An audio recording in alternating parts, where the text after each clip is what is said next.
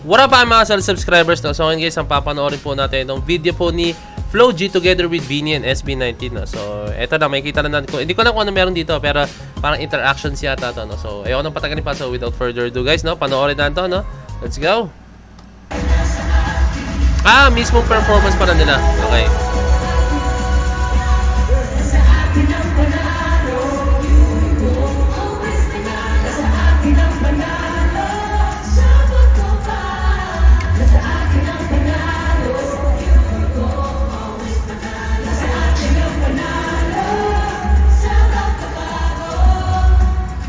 Ang sarap lang tingnan guys, oh.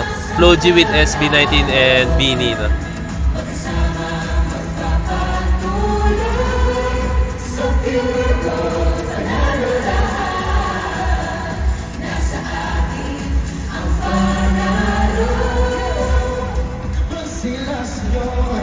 Hey, iba talaga approach yung boss ni Ken.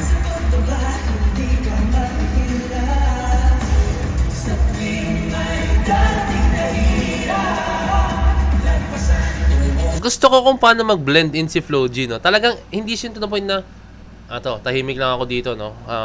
I will just do my own thing, no? Hindi, talagang kung paano siya mag-blend in is talagang nakikipag-interact siya, guys. As in, nakikita mo, no? Gumagwitingin siya sa paligid niya, no? Hindi siya yung ako si Flo G, bakit kailangan ko makapag-interact? Iba yung style ko, iba yung ganito ko, diba? Hindi ganun si Flo G, no? May kita nyo talaga na ipag-interact siya with Beanie and SB19. Even though na alam natin na iba talaga yung approach nila pagdating sa music, no? Iba talaga yung approach, no? Alam niyo man si Flo G, no? Talagang hip-hop artist yan, rap artist yan si Flo G, no?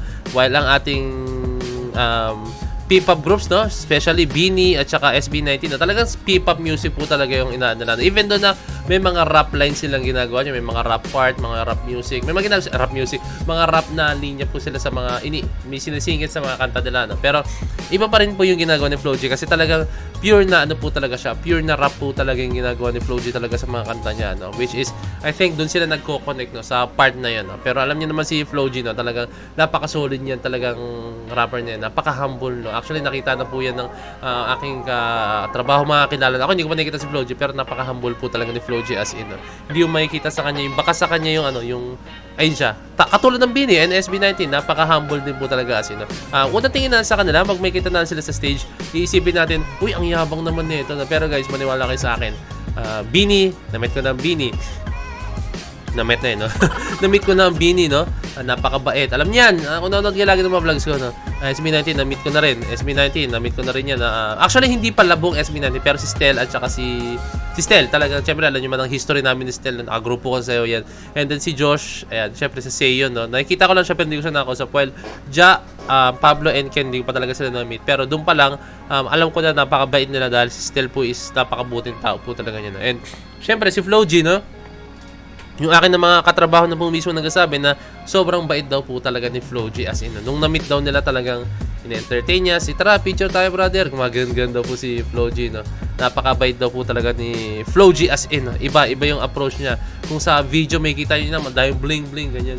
Pero in person, napakabait. Doon lang ako natuwa, sobrang natuwa lang ako dito guys, yung interaction nila, no? As in, tumitingin-tingin siya, no? Galing.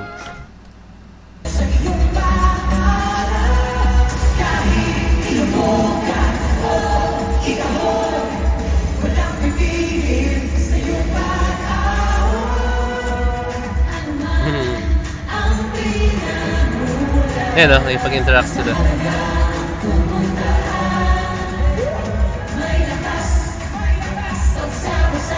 Dito na si Mika. Pero syempre, nakatayo lang siya.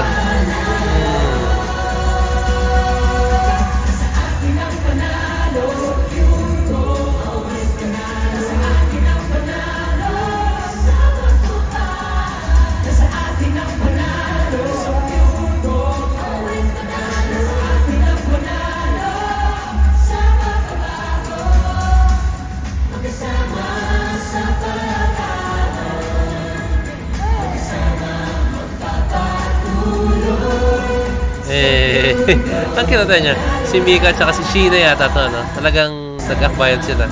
Parang talagang papatuloy, no? Kumbaga patuloy lang, no? Kaya syempre alam niyo man na pinagdaan ni Mika, no? Injured po si Mika, no?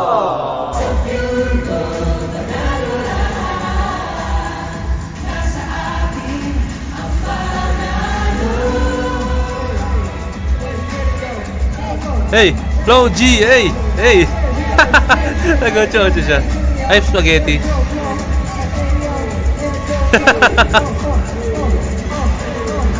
Sino to? Si Mika? Si Maloy? Ay, si Mika. Si ano yata to? Si Aya. Ay, hindi. Sino yun? Si Maloy.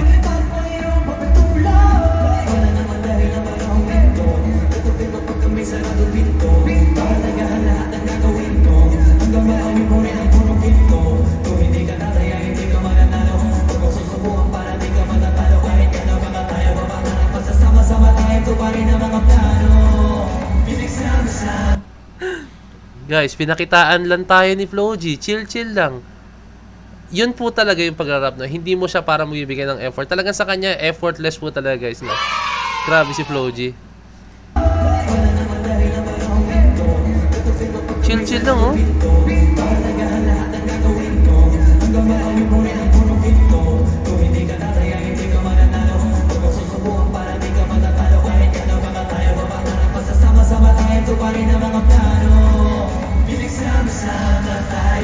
Idol talaga?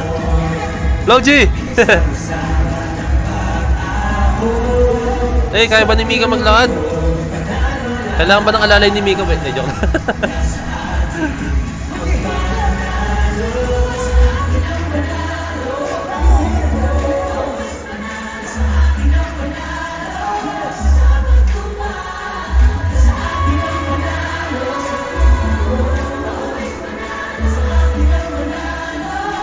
Pa, 6, 7, 8. Hey, ang sarap natin si Aya nag-e-enjoy siya. Di ba may time na parang ano siya, kasi alam niyo na yung moment na ni Aya na, pero at least nakikita natin siya na sobrang nag-e-enjoy siya guys.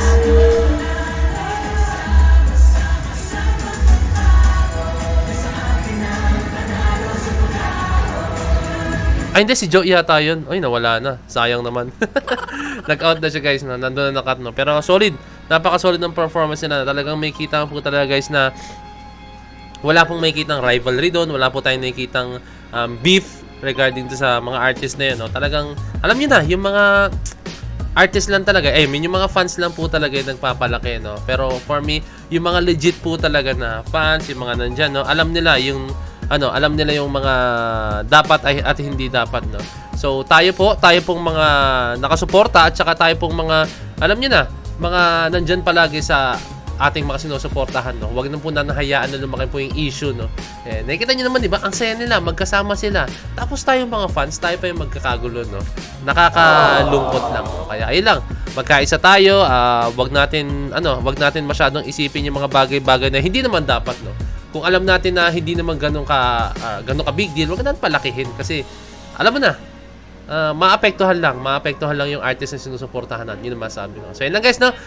Kindly like, comment, share, subscribe, and kindly comment down below lang kayo kung may request pa kayo. So, this is Point of It signing out. Peace! Let's G!